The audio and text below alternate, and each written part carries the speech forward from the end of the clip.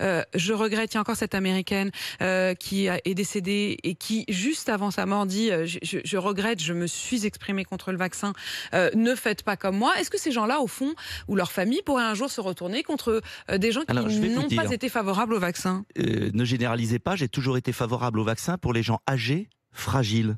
Et j'ai toujours demandé la vaccination à bon escient. Ce que j'ai dit en revanche, et je maintiens, et je persiste, et la situation d'Israël le prouve, 26% avec 3 vaccinations, et vous avez 2 fois plus de morts par habitant en Israël en ce moment. Le pays le plus vacciné au monde. Alors donc, ça reste faible. Hein. Non, attendez. Ça augmente, 30 mais ça morts reste par jour, faible. 2 fois plus par habitant qu'en France aujourd'hui. Donc, c'est considérable. Ce que j'ai toujours dit, et je maintiens, et je persiste, et je signe, c'est qu'il fallait une palette de solutions. La vaccination pour les plus fragiles et les plus anciens qui risquent des formes très graves et de mourir du Covid. Mais en revanche, pas le tout vaccin pour les jeunes qui n'ont aucun risque de faire des formes graves, sauf s'ils ont des diabètes et des surpoids.